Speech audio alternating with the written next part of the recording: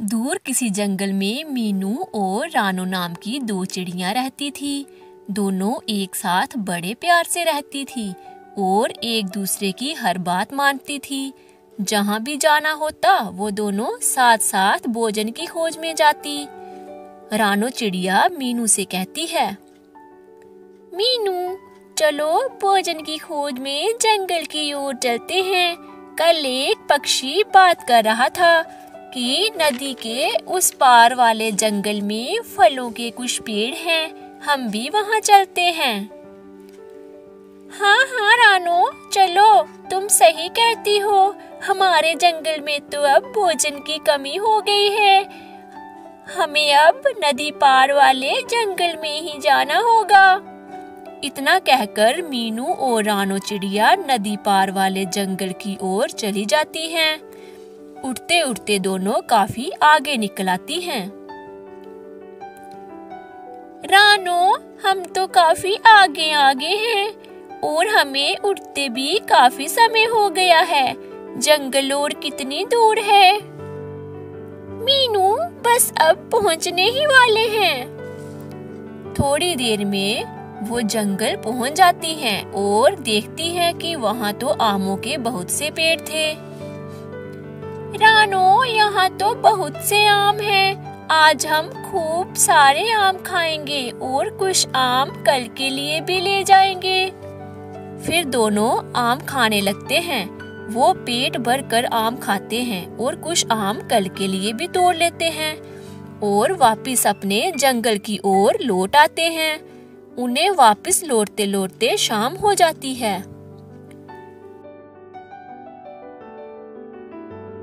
रानो, आज तुम्हारे कहने पर हम नदी वाले जंगल गए थे और हमें खूब सारे आम खाने को मिले।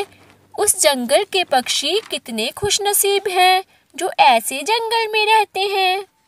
वो दोनों आपस में बातें कर रही होती हैं और रात हो जाती है। मीनू, चलो अब सो जाते हैं। देखो, अब रात भी हो गई है।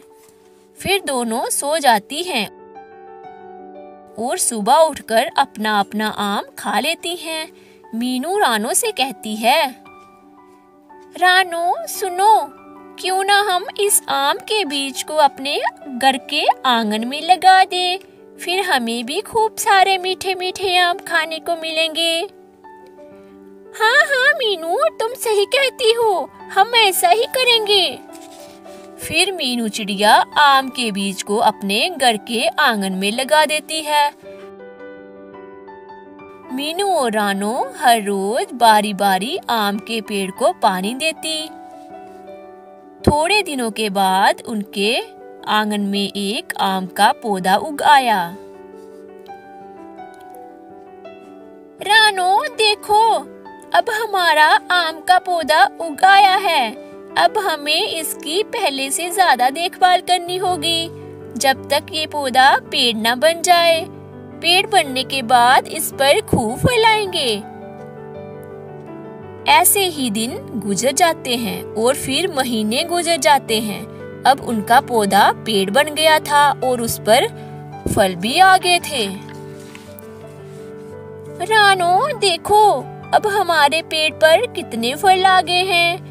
हमने इतने दिनों से खूब मेहनत की है और उसी मेहनत का फल हमें मिला है। हाँ हाँ मीनू, अब हम दोनों मिलकर इस पेड़ के फल खाएंगे। उस जंगल में एक कालू कौवा भी रहता था। वो उन दोनों की बातें छुप कर सुन रहा था।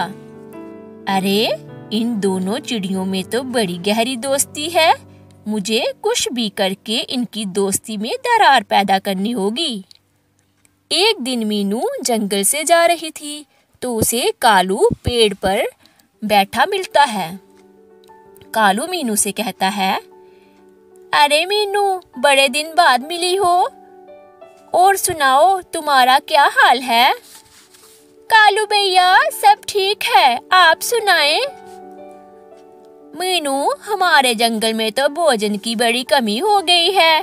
बस भोजन की खोज में ही दिन रात भटकता रहता हूँ। कालू भैया, मैंने अपने आंगन में आम का पेड़ लगाया है। अब मुझे और रानो को भोजन को लेकर कोई परेशानी नहीं है। आप भी अपने आंगन में आम का एक पेड़ लगा लो। मीनू, आम का पेड़ तो तुमने लगाया है, फिर रानो उस आम के फल क्यों खाएगी? उसने थोड़ी ना वो पेड़ लगाया है। कालू की बात सुनकर मीनू घर आ जाती है और रानो से कहती है,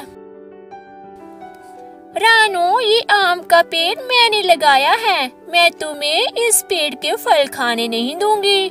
तुम अपना पेड़ अलग लगा लो। मीनू बहन, ये तुम्हें क्या हो गया है? हम दोनों ने साथ मिलकर इस पेड़ की देखभाल की है,